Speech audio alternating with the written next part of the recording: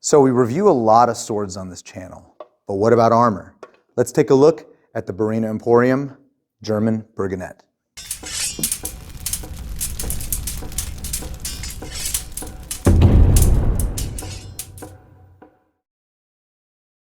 Swords aren't something that our club lacks. If you look over to our right, we have a plethora of synthetic and steel swords that all of our club members use all the time and that we are currently reviewing. What I don't have a lot of is quality armor. This is a German Burgonet. It is a helmet that was used during the Tudor period, so that's 16th century. I ended up getting this helmet because it just looks really cool. It doesn't look like your typical medieval helmet because it is a transitionary helmet. So it is what a helmet became from medieval going on into the Renaissance. And it was used all the way up until the 17th century. It was made less popular once guns started becoming a big deal. This helmet is sometimes referred to as a Burgundian sallet, even though it doesn't really share any of the characteristics of a sallet. It harkens back to like a hoplite style helmet or even a Roman style helmet, and that was the intention of the armorers at the time because this fit right into the fashion of the Renaissance era. Now this helmet is much lighter than its medieval cousins, such as the close helmet. That's what we typically associate with like an armored knight that's doing jousting or something like that. Has that big visor that comes up right along the eyes. Even though these did have visors, these are a much lighter alternative to the earlier helmets with a lot more mobility. As you can see, they have these side cheek lames here that make it very easy to put on and put off, and I'll put that on in a second. But if you look over at St. George here, we have a pig-faced helm. TJ, is that what that's called? It's a pig-faced helm. This is a much heavier helmet. This is definitely more from like the medieval era, whereas this, shaped very, very differently, is closer it's in between the medieval and the Renaissance era.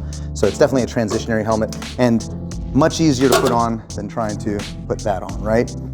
Now this is a replica of an open Burgonet, or a Burgonet that doesn't have a face shield, but they definitely some of them came with bevers that formed visors, or they were just full faceplates, and many people just wore them open, just like this.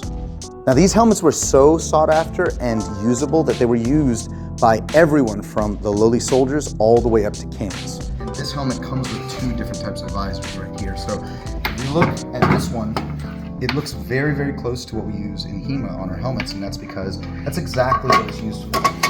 You can attach the different types of visors, such as this SEA style visor, on just like that, and then it wraps around with a leather strap.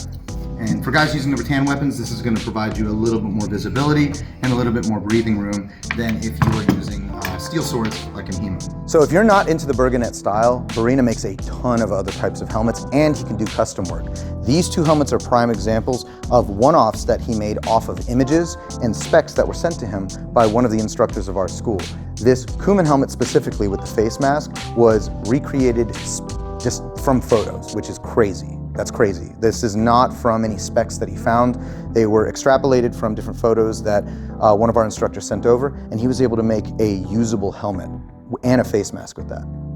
So Bareena doesn't just make helmets, he makes literally any other kind of armor you can think of, from lamellar to full plate harness, chainmail, and the good stuff, guys, the riveted chainmail, not the cheap aluminum butted chainmail. He makes it, and it's all really, really affordable. I think on his site currently, a full Holberg, chainmail Holberg, is at the lowest like $270, $280, and a lot of times he includes shipping. So that's $270, $280 for a heavy piece of clothing that is shipped to you. I don't know if he's still doing that, but the fact that at the time he was, for the quality that he provides, is pretty incredible. So if you're looking for anything from shoes to medieval furniture to anything you need for your medieval or Renaissance activities, Bareena has you covered. Go check out his website. Now to put this helmet on, you can't just slip it on and expect it to fit right. It's gonna wobble around your head and you're gonna feel like you're in the inside of a bell. So you're gonna need something like a padded coif or a padded hood. And Bareena, I believe, does sell one on his site. So something as simple as this, just tie it around your neck. You're gonna take your helmet and you're gonna open up the sides just like this. And you should be able to just slip it on your head. Just like that. Now, to fasten this, this also has its own chin strap here. And you can choose to put that on or you can choose not to, it's up to you. And Bareena actually makes this to size. So when you are ordering, he's gonna take your measurements and this helmet is gonna fit you like a glove, just like this one does.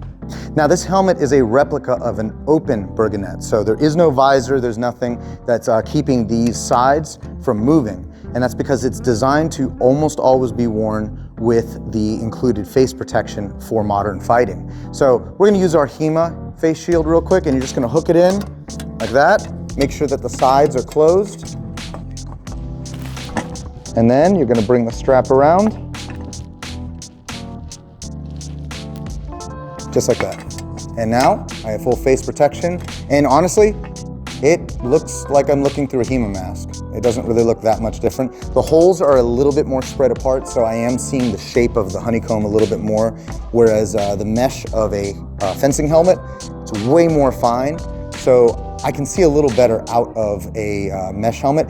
If Bareena was able to actually put mesh material instead of perforating steel, I think that would be really cool since this is not a true visor anyway. It's not replicating what a visor is gonna look like. This is specifically for if I was using an open Burgonet helmet in a sword fight.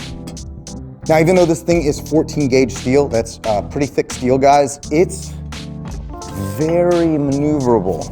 Like I have full head mobility. I can move around, I can look up.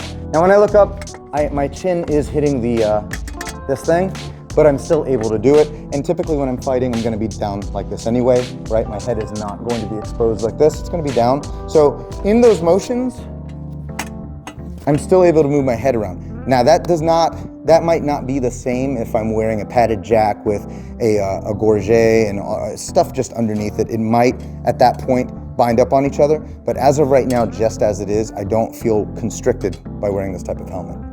All right, I know you guys didn't just watch this video for a history lesson. You probably wanted to see me get hit in this, so let's see what it feels like getting hit with a steel longsword. All right, so I'm gonna stand next to these dummies because I'm a dummy for letting this happen, but let's go ahead and get some chops to the head right here. Ow. I mean, I didn't feel it, it's just loud, right? Okay. There you go. That's not that bad. That's not that bad getting hit.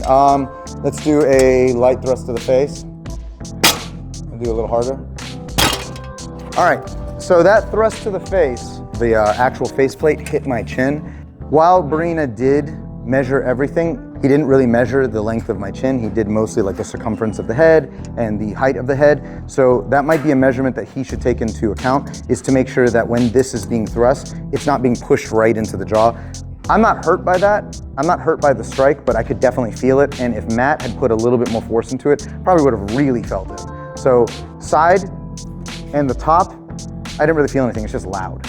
But frontal, any kind of frontal thrust, unless this is bowed out just a little, and honestly, that's probably all he has to do is make the radius of this just a little bit more round for people with longer chins, or take that into account.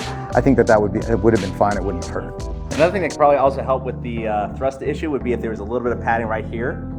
So as I said, you've got the padding from the coif, but you don't have anything here. So having that there, because a lot of old coifs, even male coifs, you go all the way around. That's very true.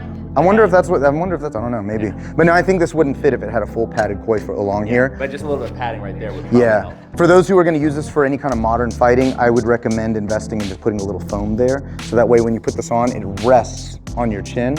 And that's probably going to make it so it doesn't hurt at all. So, yeah. So the three things that I like about this helmet is, number one, the price. It's really not that much money for what you get. I think at the time that I received it, this was going for around $300, and that included shipping. That's a steal for what you're getting, because this is essentially a real armored helmet. It's 14 gauge steel. It held up to the longsword blows that we did to it, and there's marks on it really, so it's hardened steel from what I can tell, and it's very comfortable. I can put it on my head and it slips right on. It doesn't feel like anything's jabbing me, and I have full mobility. So for $300 shipped, that's an awesome steal. Cool. The next thing I really like about this helmet design is this. I really like how these hinge on the side, and you can just slip it on your head, and you don't have to feel like you're sticking your head like an egg in like a small container and it sucks in there. This design is awesome, and I really love, as my last point, the overall look of this helmet. The reason why I picked this helmet out is because it looks badass. It's just a great looking helmet. It looks like something a Legionnaire or a hoplite would wear, but it's for the Renaissance, it's for medieval or Renaissance people, which I think is awesome. As for things I would like to see improved or changed on the helmet, the very first one is more of an aesthetic thing. I would love to see a closed version of this helmet with a bever that goes all the way up and it has the slit, and maybe some mesh so that way it's HEMA compliant, but I just love the look of a closed helmet. It looks really, really cool. And the only other thing is the one we talked about before, is having either the dimensions of the face grate changed or adding padding on the front to ensure that when you are taking a thrust to the face, you are not getting jammed up with the faceplate. So who is this helmet for? I would say this helmet is not for people who want a one-to-one replica for reenactment purposes, because this is designed for modern fighting. It's designed to look like a Burgonet from the 16th century while you can still do modern fighting with it. But the way that the visor, the face protection goes on there, the hole at the top, all of this stuff, these are not historical to the originals. But if you're looking for something that looks and feels like the real thing and will protect you from swords, and you do modern medieval or Renaissance style fighting, this helmet is definitely for you. So my SCA guys, my LARP people, and my HEMA people, so long as you keep in mind that that chin is gonna need a little padding, I think that you're gonna really like this helmet. Guys, I hope you liked our first armored review of Bareena Emporium's Burgonet helmet. If you like reviews like this, please consider liking, subscribing. It really helps us out and it spreads our channel to the furthest reaches of the internet. If you're into some swag, we now offer 4 different styles of historical combat shirts, and they can be found at our store at www.historicalfightingarts.com. I got nothing else for you. Bye.